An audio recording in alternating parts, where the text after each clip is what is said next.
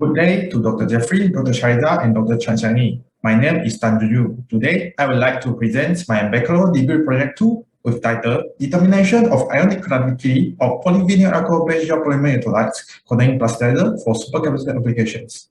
My supervisor for this project is Professor Ashadis. So first, I have a brief introduction for my research and the problem statement of my research. So, supercapacitor is an energy storage mechanism with efficient power performance and long-term cyclic stabilities. And the electrolyte is a vital element in supercapacitors. It's a main element in fabrication of supercapacitor, and ionic conductivity of electrolytes decide electrochemical performance of the supercapacitors. So there are two problem statements in my research. For the first is weakness of liquid electrolytes, which are toxicity, high expenses for packaging the materials, and leakage problems which are lead to serious risk fire. For the second problem statement is solid electrolyte has low ionic conductivity and causing low performance if applied on supercapacitors. The reasons of low ionic conductivity properties is due to the crystalline phase of solid electrolytes restricts ion movement. This is why I have to make research on gel polymer electrolytes.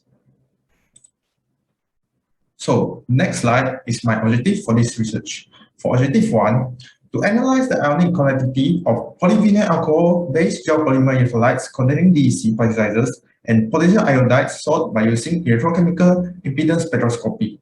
For objective 2, to characterize the morphological and structural properties of reduced graphene oxides activated carbon-based electrodes by using Raman spectroscopy, XRD, and XMs. For my objective 3, to investigate the electrochemical performance of reduced graphene oxide acid-based supercapacitor with PVA-based gel polymer electrolytes by using CV and GCD analysis.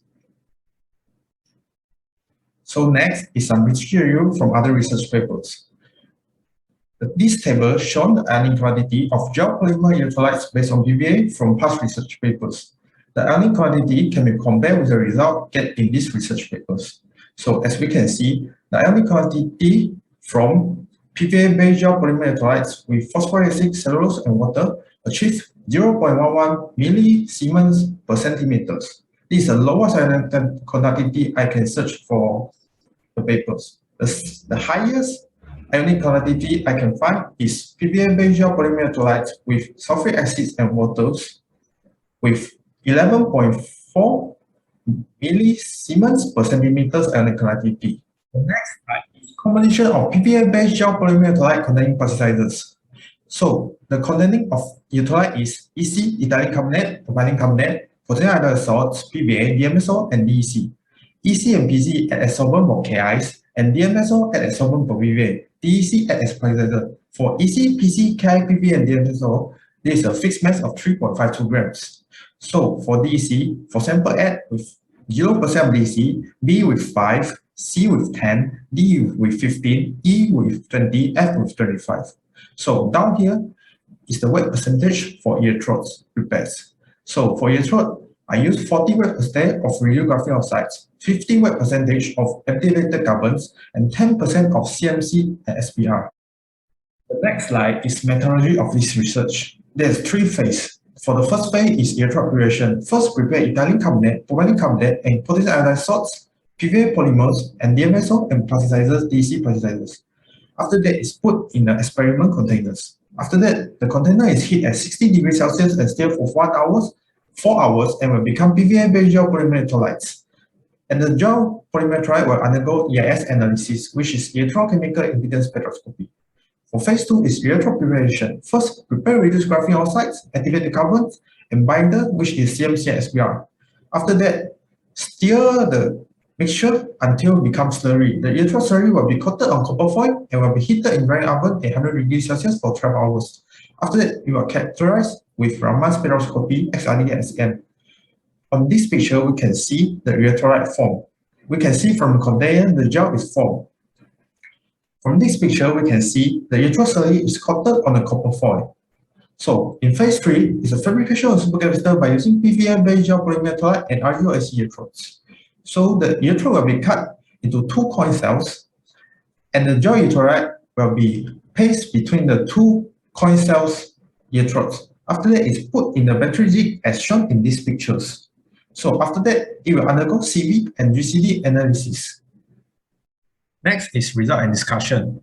First, we'll discuss about the ionic conductivity of geopolymer electrolyte. In this figure, is shown the graph of ionic conductivity versus what percentage of DVC.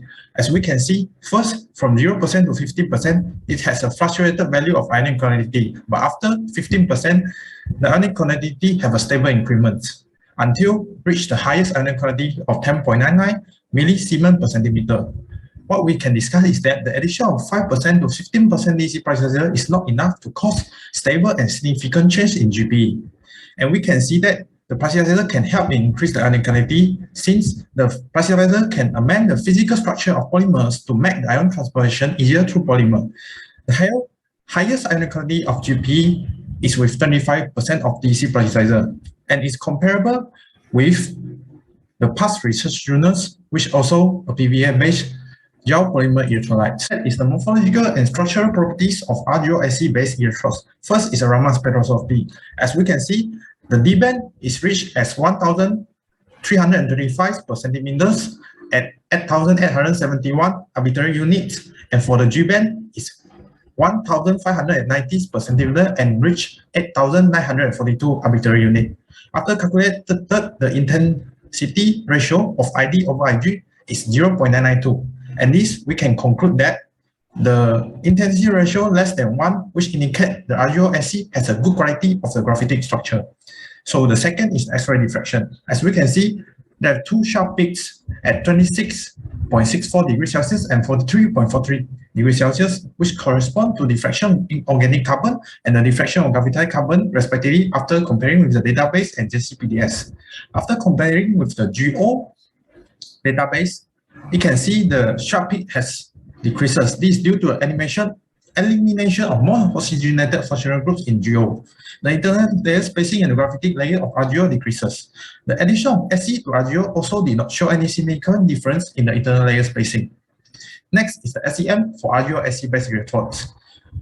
As we can see, the big flex size is the graphene structures and the small grain size is the activated carbon structures. Is the CV analysis for all 6 samples of geopolymer electrolyte after fabricated into supercapacitor with RGO-SE electrodes. As we can see, this is a 0% DC, 5% DC, 10% DC, 15% DC, 20% DC, and 25% DC. In all 6 samples, the 50% DC achieved the highest specific capacitance amongst all the 6 samples, which is 55.5 farad per grams. As we can observe from the CV curves, it possesses a leaf-like shapes, and as the scan rate decreases, the area under curve becomes larger. What can be discussed is that the lack of dark form of CV curves indicates no reduction occur, implying capacitive behavior and charge propagation. As scan rate decreases, electrolyte have massive contact with the internal surface of the electrode because the electrode surface can store more charge and a large measure capacitance. So the adding of DC price can increase the charge stored in the supercapacitor. Like show the GCD analysis of PVA-based geopolymer electrolytes supercapacitor containing 50% DC price since it achieved the highest specific capacitance during the CV analysis. This GCD curve is run from 0.06 current density until 0.1 current density. As we can observe from this curve, it possesses a sharp fin-like shapes. After calculating the specific capacitance for all the current density, the higher specific capacitance is only 0.16 farad per gram, which has a huge difference when comparing with the CV analysis. It should be very near the value of specific capacitance. The next is the IR drops. As we can observe from the 0.06 current density GCD curve, the IR drop is nearly 80%, which is not good. The normal supercapacitor IR drop should be around 1 to 2% of IR drops. What we can discuss is that a rapid discharge will occur at high current density due to the characteristics of the material are underdeveloped and limited aerokinetics. The next is the shape of this composition is almost alike with the ideal supercapacitor charge discharge cycle, which is a symmetric triangle shapes. So the important is what is the reason for difference of specific capacitance of CV and GCD. It's probably because of degradation of electrodes or non-proper contact between electrode and electrolytes.